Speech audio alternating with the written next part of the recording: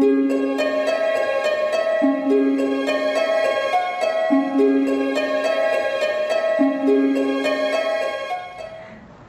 Viewers, welcome to DM astrology Hindi channel.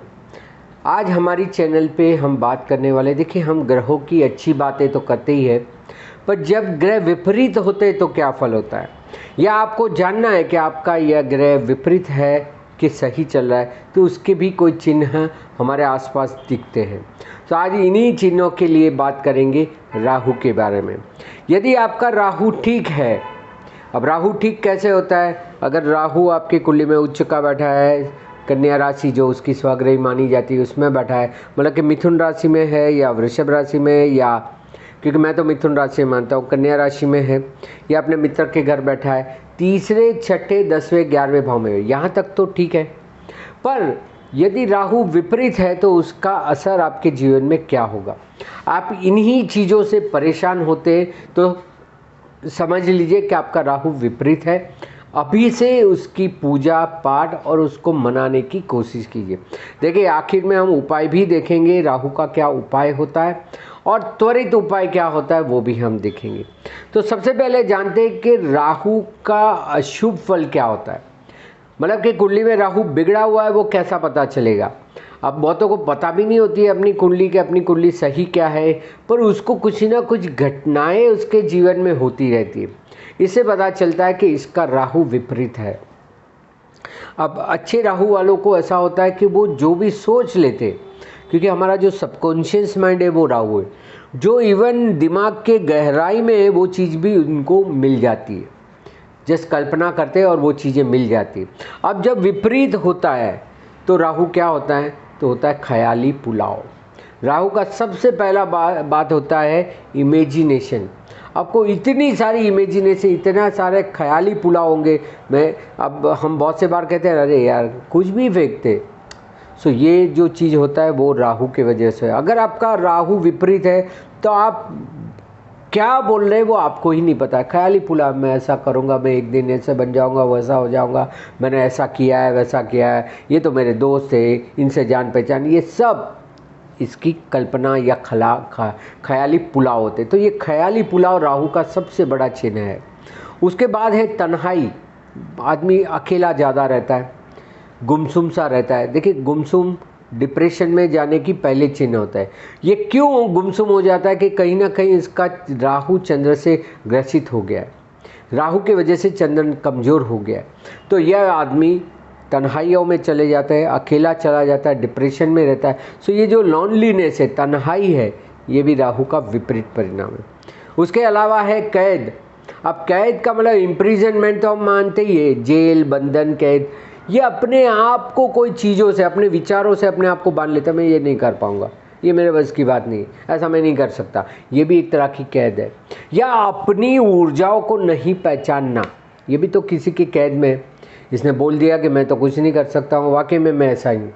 ये अपने आप को कुछ चीज़ों में सीमित कर लेना, ये भी विपरीत राहु का है।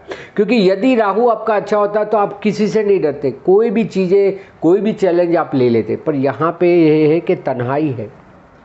फिर पागल खाना।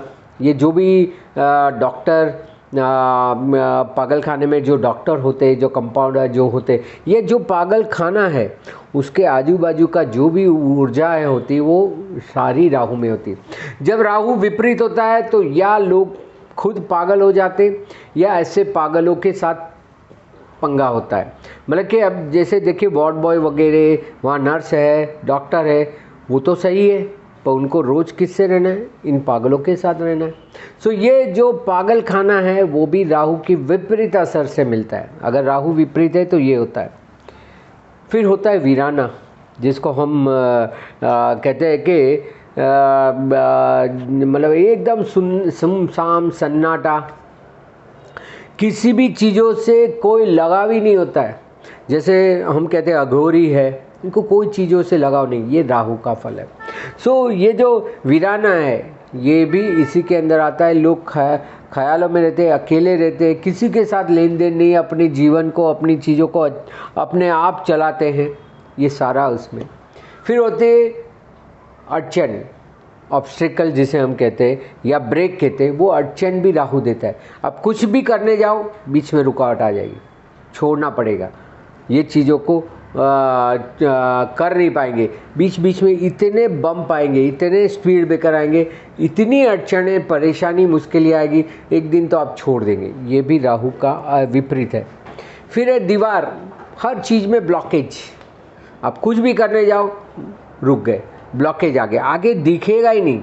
देखिए ऑब्स्टिकल तो ठीक है, हम पार कर लेते, हम अपनी स्पीड कम कर देते और आगे चल पड़ते, जो स्पीड ब्रेकर होता है। फिर तो दीवार दिख ही नहीं रहा है, आगे क्या करना है।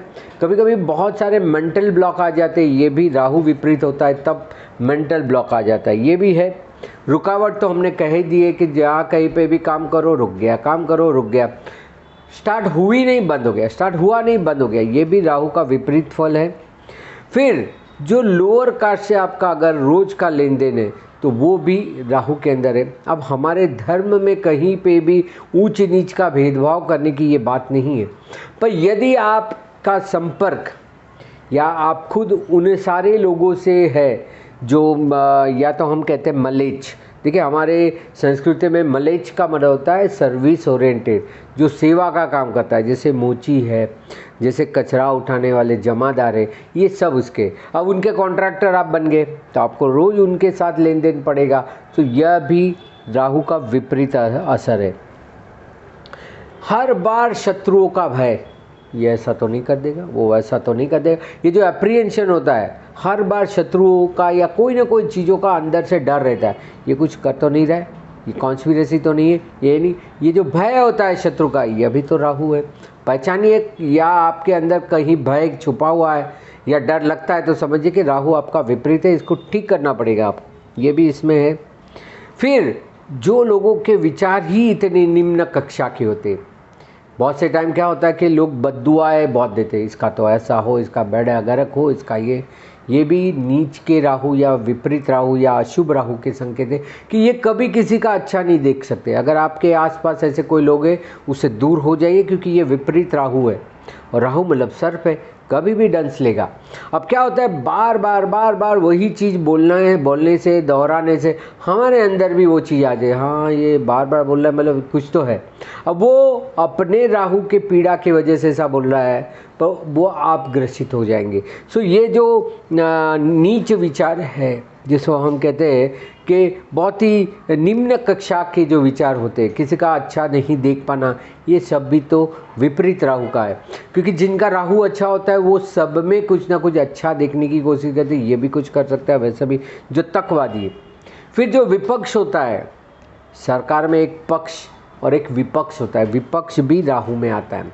सो जब तक आपका राहु विपरीत है, ये आपको विपक्ष में, विरोध पक्ष में रखेगा, ताकि आपको कोई चीज़ों में अच्छाई दिखे ही नहीं।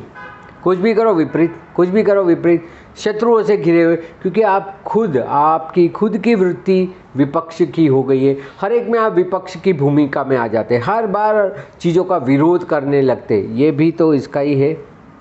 फिर आवारागर्दी जो लोग करते, पता नहीं सुबह से कहाँ जाना है, कहीं इधर घूम रहे, कहीं उधर घूम रहे, किसी का जगह पे जाके खा लिया, किसी की जगह पे पी लिया, किसी की जगह पे जाके सो गए, जिसने जो खिलाया किया।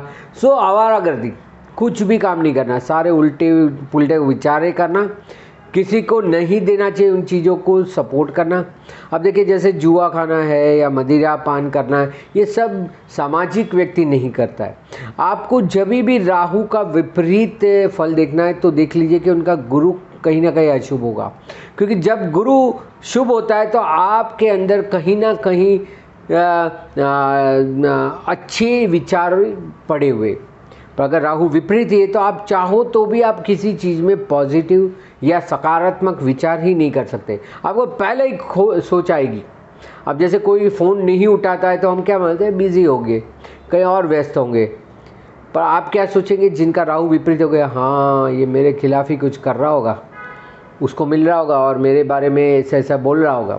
सो इस तरह के जो विचार है, जिसको हम कहे ख्याली पुलाव, वो भी है। या तो फिर आवारागर्दी, आवारापन करते, क्या कर रहे पता नहीं, अपना मूल्यवान समय जो नष्ट करते, वो भी विपरीत राहु का असर है। दीवानगी, लूनेटिक इंसेंट, ये भी तो राहु का असर है। जब चंद्र राहु लग्नेश और राहु या लग्न में राहु होता है तब उनके अंदर ये दीवानगी ज़्यादा पनपती है, मतलब कि इतनी इमेजिनेशन जिसकी कोई सीमा ना हो। देखिए, कल्पना करनी चाहिए, हमें सपने देखने चाहिए, पर वो सपनों का भी कोई तो भी लिमिट होना चाहिए जो पा सके। हम नहीं कहते कि सपने नहीं देखने चाहिए। मेरे मंगल के वीडियो में भी मैंने कहा है कि there should be a desire should be burning and desire should be reachable. मंगल के ये तीनों प्रभाव आपके अंदर है तो आप सफल होंगे। एक तो इच्छाएं होनी चाहिए, इच्छाएं जागृत होनी चाहिए, बर्निंग, जब तक वो इच्छा पूरी ना हो दूसरा कुछ दिखना नहीं चाहिए। और तीसरा जो राहु के विपरीत है कि वो रीचेबल भी होनी चाहिए। ऐसी भी तो कल्पना मत करो। बहुत सारे लोग कहते हैं कि मैं उससे आगे निकल जाऊंगा, ऐसा हो ही नहीं सकता है, क्योंकि जब तुम उसके लेवल पे पहुंचोगे वो आपसे और डबल आगे पहुंच गए होंगे। सो ये सारी जो चीज़ें हैं वो राहु के विपरीत प्रयोग से होती है। जैसे कि लग्न में राहु, चंद्र राहु, लग्नेश राहु, 5-9 में बैठा हुआ राहु जो लग्न और लग्नेश को देता है, ये सारी कंडीशनों में राहु आपका विपरीत है। अब राहु विपरीत है तो इसका सबसे अच्छा और त्वरित है आप महामृत्युंजय के जप करिए, क्योंकि राहु जो है वो सर्प योनि से है जिसके ऊपर मात्र शिव का अधिकार है। मात्र शिव है जो इनको शांत रख सकते हैं और इसको विपरीत जाने नहीं देते। तो राहु के लिए सबसे अच्छा होता है शिव की उपासना करें, महामृत्युंजय जप करें, या भैरव। देखिए, भैरव भय रहित करने वाला और राहु तो भय दिलाता है। सो भैरव की उपासना करने पे, काल भैरव करे या कोई भी, there are 51 kind of Bhairav, कोई भी भैरव की उपासना करने पे आपको राहु के विपरीत परिणाम से बचाएगा, क्योंकि वो आपके अंदर काफ़ी कुछ पेशेंस और धीरज ले देगा जिससे कि आप विपरीत ना हो। ज़्यादातर पाया गया है गुरु राहु जब भी साथ में होते तो हम चंडाल योग कहते हैं।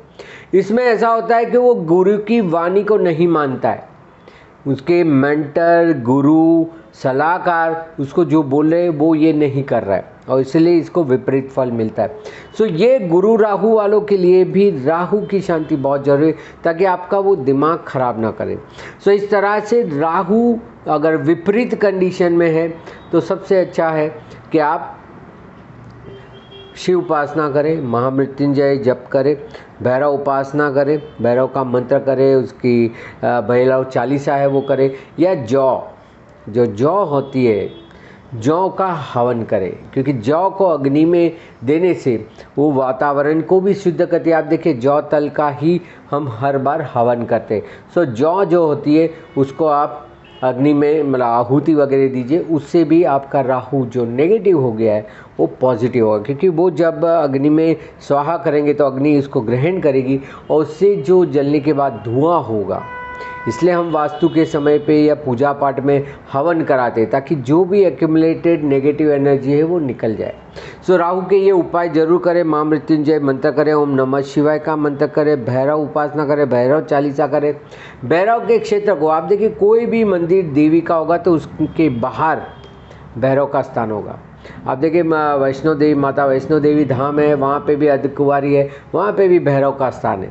सो भैरव का मतलब ये होता है भय रहित करने वाला, जो एप्रीहेंशन, जो डर, जो भय आपके अंदर है उसको निकालने का काम राहु करता है। तो इन कंडीशनों में, इन हालातों में यदि आप फंसे हुए तो सबसे पहले राहु की पूजा पाठ, उपासना, शिव उपासना, महामृत्युंजय वगैरह करना चालू कर दीजिए, इससे कि राहु का आपका विपरीत फल खत्म हो जाएगा। और यदि गोचर में भी वो विपरीत स्थानों से, विपरीत ग्रहों से ग्रसित हो रहा है तभी भी आप ये सारे उपाय कर सकते हैं। तो इसी तरह की जानकारी के लिए मेरी चैनल DM एस्ट्रोलॉजी हिंदी को ज़रूर सब्सक्राइब करें, और यही वीडियो अंग्रेजी में देखने के लिए DM एस्ट्रोलॉजी जो मेरी मूल चैनल है उसको लाइक करें, शेयर करें, सब्सक्राइब करें। अधिक जानकारी और मार्गदर्शन कंसल्टेशन के लिए यहाँ पे दिए हुए व्हाट्सअप नंबर पे आप मुझे संपर्क कर सकते हैं, और फेसबुक पेज धर्मेश मेहता या DM एस्ट्रोलॉजी को आप फॉलो कर सकते हैं, उसमें भी बहुत सारे आर्टिकल वगैरह में डालता रहता हूँ।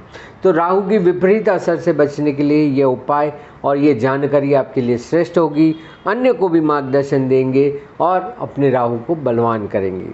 धन्यवाद, नमस्कार।